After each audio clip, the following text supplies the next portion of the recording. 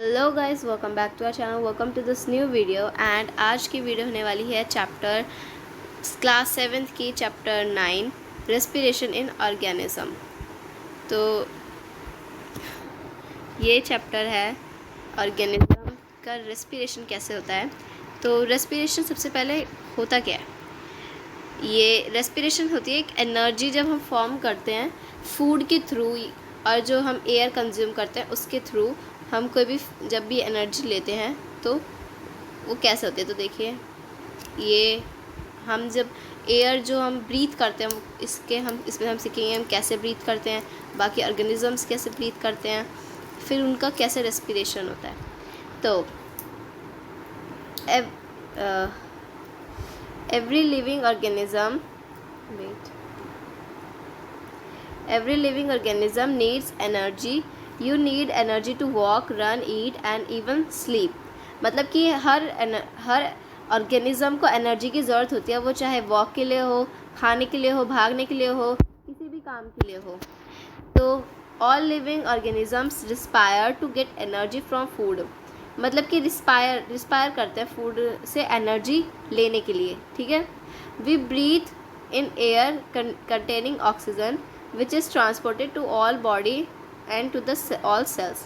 इसका मतलब है कि हम ब्रीथ लेते हैं, ब्रीथ एयर से हम एयर को हम ब्रीथ करते हैं। जो एयर में क्या होता है, ऑक्सीजन जो कि हमारी ट्रांसपोर्ट होते हैं हमारी पूरी बॉडी में, बॉडी के पार्ट्स में, और उन पार्ट्स के भी सेल्स में, ठीक है, वहाँ पे ऑक्सीजन जाता है। The oxygen which we breathe in helps in the break down of food and release of energy in the living cells. मतलब कि जो हम ये ऑक्सीजन लेते हैं ना, यही हमारी हेल्प करता है फूड को ब्रेक डाउन करने में। ब्रेक डाउन मतलब छोटे छोटे बिल्कुल पीसेस में उसे ले जाने के लिए, जितना छोटे मॉलिक्यूल, जितने छोटे पार्ट्स में वो जा सकता है वहाँ तक उसे ले जाने में। And the release of energy, और मतलब एनर्जी को रिलीज़ करने में भी ऑक्सीजन का ही सबसे बड़ा मतलब इम्पोर्टेंस होती है या नीड होती है लिविंग सेल्स में, जब वो मतलब एनर्जी लेके जाता है। और इसी प्रोसेस को हम क्या बोलते हैं? रेस्पिरेशन। सो आगे चलते हैं। टाइप्स ऑफ रेस्पिरेशंस क्या होते हैं? There are two types of respirations. कौन से होते हैं? Aerobic and anaerobic. अब एरोबिक और एनारोबिक में क्या होता है? The process of breaking down of food like glucose. अब ग्लूकोज भी एक फूड ही होता है। ग्लूकोज अगर न्यूट्रिशन वाले चैप्टर में आपने पढ़ा हो कि जो स्टार्च होता है, स्टार्च या फिर कह लो कार्बोहाइड्रेट्स का ही छोटा फॉर्म स्टार्च होता है। उससे ही एक सब्सटेंस, जब वो बिल्कुल डाइजेस्ट होता है तो एक सब्सटेंस बनता है जिसे कहते हैं ग्लूकोज, ठीक है। तो किसी भी फूड को ब्रेक डाउन होने के लिए जब किसके प्रेजेंस में? ऑक्सीजन के प्रेजेंस में, मतलब कि ऑक्सीजन लिया जा रहा है और तब हमारा फूड ब्रेक डाउन हो रहा है या फिर ग्लूकोज ब्रेक डाउन होता है, और वो भी कितने अमाउंट में? लार्ज अमाउंट में। उसको कहा जाता है एरोबिक रेस्पिरेशन, या फिर इसको कहेंगे मतलब, और इसमें क्या होता है? कार्बन डाइऑक्साइड जो होता है वो रिलीज़ होता है वेस्ट प्रोडक्ट की तरह, मतलब कार्बन डाइऑक्साइड रिलीज़ किया जाता है। ओके, जो इसका फॉर्मूला है ये लिखा हुआ है नीचे, ये वाला, ग्लूकोज प्लस ऑक्सीजन। ग्लूकोज जो हमारा फूड है उसमें ऑक्सीजन मिलाया जाएगा, तो इनहेल मतलब हम जो इनहेल लेते हैं, अंदर लेते हैं ऑक्सीजन को, और जो सेल्स के अंदर फूड है वो दोनों को मिलाने से क्या बनता है? एनर्जी बनती है, जिसकी हम इतनी देर से बात करते हुए आ रहे हैं। एनर्जी, कार्बन डाइऑक्साइड वेस्ट की तरह बाहर जाता है, और वाटर भी बनता है जो कि हमारी बॉडी में ही एब्जॉर्ब हो जाता है। Okay, human beings, the most animals and green plants respire aerobically. ये क्वेश्चन आ सकता है कि आप मतलब कौन कौन से जो ऑर्गेनिजम्स है वो एरोबिक रेस्पिरेशन करते हैं। तो उसका सबसे बड़ा एग्जांपल ह्यूमन बींग्स है। हम लोग ऑक्सीजन इनहेल करते हैं, सबको ही पता है। खाना तो हम खाते ही हैं, जिससे हमें एनर्जी मिलती है। एनर्जी ये ऐसे ही मिलती है जैसे ग्लूकोज ऑक्सीजन के कांटेक्ट में आता है, या फिर कह लो फूड ऑक्सीजन के कांटेक्ट में आता है। और ये आप हर छोटी क्लासेस से पढ़ता है ना कि हमेशा आप ऑक्सीजन को अंदर लेते हैं और कार्बन डाइऑक्साइड को बाहर छोड़ते हैं। ये तो आप सबने पढ़ा होगा। अब आते हैं एनारोबिक रेस्पिरेशन पे। The process of breaking down of food in the absence of oxygen, मतलब एरोबिक में हम प्रेजेंस में बात कर रहे थे, एरोबिक में प्रेजेंस ऑफ ऑक्सीजन था, लेकिन एनारोबिक में एब्सेंस ऑफ ऑक्सीजन है। इसमें क्या होता है, बहुत स्मॉल अमाउंट में एनर्जी रिलीज़ होती है, स्मॉल अमाउंट में एनर्जी रिलीज़ होती है, लेकिन उसमें लार्ज अमाउंट में एनर्जी रिलीज़ होती है। ओके, इसी प्रोसेस को कहते हैं एनएरोबिक रेस्पिरेशन। और इसमें हमें पता है कि यीस्ट आप सबको पता होगा, जब भी आप ब्रेड पे देखें, ब्रेड पे नहीं, जब आप केक बनाते हैं या फिर भटूरे बनाते हैं, तो उसमें उसके आटे में उसके जो आप उसका क्या कहते हैं उसे, मतलब एक आटा ही समझ लीजिए, उस आटे में जब आप कुछ डालते हैं, यीस्ट होता है, एक पाउडर टाइप का कुछ होता है, उसे पानी में डाल के और उसको फिर डाल देते हैं अपने आटे में, जिससे कि जब केक जो होता है वो फूल जाता है, तो वही यीस्ट होता है, उसे आप कुकिंग में डालते हैं। तो यीस्ट और बैक्टीरिया जो होते हैं वो इसका एग्जाम्पल हैं, जो कि एनारोबिकली ही ब्रीथ करते हैं, मतलब उन्हें ऑक्सीजन की ज़रूरत नहीं पड़ती।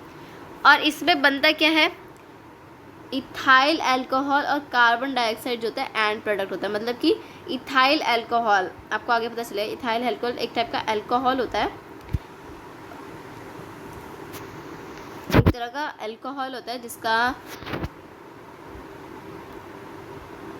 इथाइल अल्कोहल एक तरह का अल्कोहल होता है, जो कि इसमें बाहर मतलब एंड प्रोडक्ट निकलता है, मतलब कि वेस्ट की तरह, वेस्ट तो नहीं बट एंड प्रोडक्ट जो मतलब बाद में इन प्रोसेस के बाद बनता है। जैसे कि यहाँ पे एनर्जी, कार्बन डाइऑक्साइड और वाटर निकलता है, यहाँ पे एनर्जी, इथाइल अल्कोहल और कार्बन डाइऑक्साइड निकलता है एंड प्रोडक्ट में।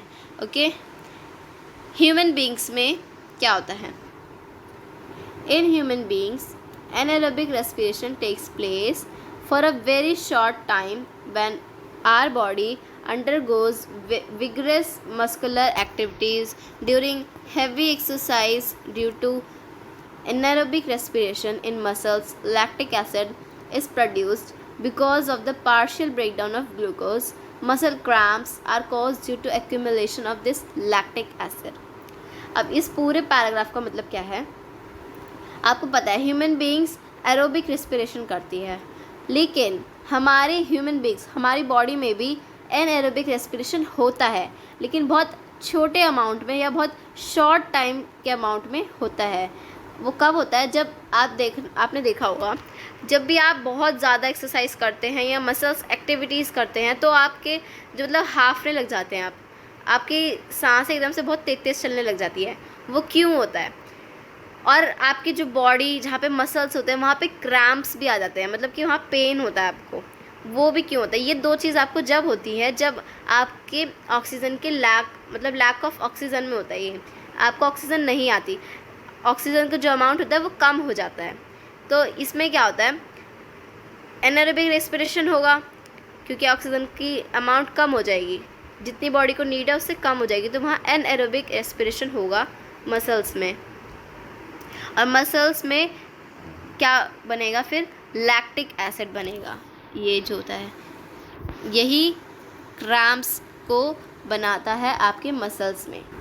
और यही लैक्टिक एसिड फिर आपके मसल्स में जमा हो जाता है एक जगह, कोगुलेट हो जाता है और पेन करता है फिर आपके उन मसल्स पार्ट में। ओके, और एक चीज़ और होती है, जब लैक्टिक एसिड बन रहा होता है तो वहाँ पे क्या होता है कि जो ब्रेक डाउन होता है ग्लूकोज का, वो बहुत कम अमाउंट में होता है, पार्शियली होता है, क्योंकि ऑक्सीजन तो उसे मिल नहीं रहा है, तो वहाँ पे ढंग से वो ब्रेक डाउन भी नहीं हो पाता है, जिस वजह से ही लैक्टिक एसिड बनता है। फिर अ हॉट वाटर बाथ और अ massage provide relief for muscle cramps. Muscles का जो आपको क्रैम्प्स अभी आया, उसको आप कैसे ठीक करेंगे, एक गर्म पानी में मसाज लेके या फिर नहा के बात करके वहाँ पे आपको रिलीफ मिल सकता है। As this increase the circulation of blood.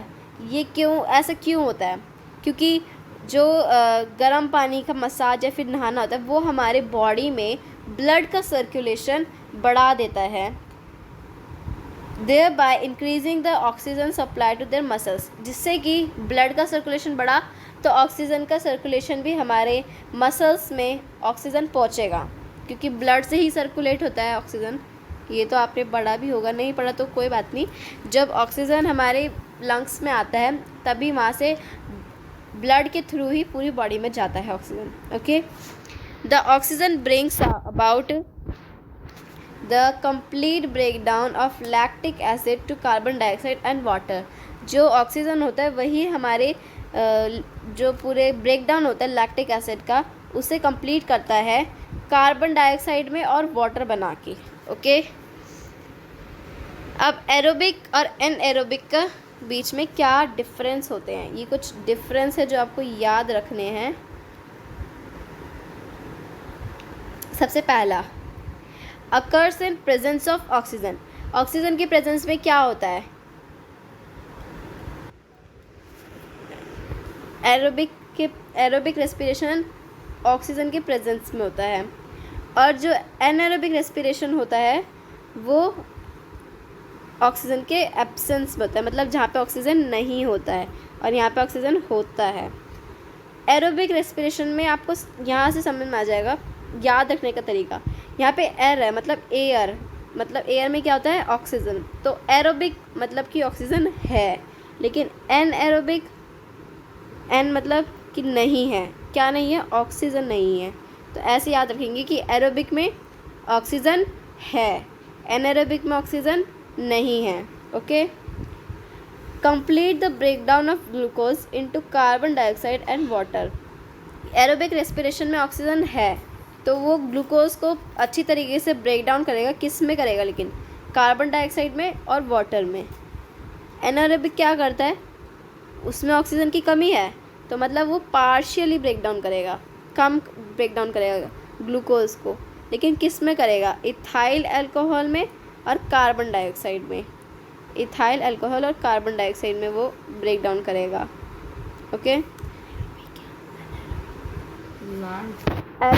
Aerobic respiration में क्योंकि हमारा जो ग्लूकोज था वो पूरा अच्छी तरीके से ब्रेक डाउन हुआ है तो वो एक लार्ज अमाउंट ऑफ एनर्जी हमें प्रोवाइड करेगा।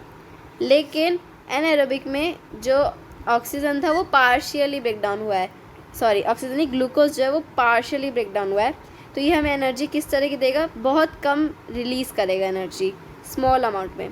और इसका जो ये याद रखना है आपको, इसका फॉर्मूला ये वाला। एरोबिक में क्या होता है? ग्लूकोज को जब ऑक्सीजन मिलता है, एरो के ऊपर ये जो ऑक्सीजन है इसका मतलब होता है कि वही ऑक्सीजन के कांटेक्ट में आ रहा है। तो ग्लूकोज और जब ऑक्सीजन मिलता है तो क्या बनता है? ऑक्सीजन अच्छे अमाउंट में मिल रहा है, एरोबिक हो रहा है, मतलब एरोबिक रेस्पिरेशन। तो उसे मिल रहा है कार्बन डाइऑक्साइड बन रहा है, वाटर बन रहा है और अच्छे लार्ज अमाउंट में एनर्जी मिल रही है। एनएरोबिक रेस्पिरेशन में क्या है? ग्लूकोज मतलब नो ऑक्सीजन, मतलब कि उसे ऑक्सीजन नहीं मिल रहा है, तो वहाँ पे वो क्या बना रहा है? इथाइल अल्कोहल, कार्बन डाइऑक्साइड और एनर्जी, लेकिन एनर्जी बहुत स्मॉल अमाउंट में वो बना रहा है। Okay, process involve in respiration.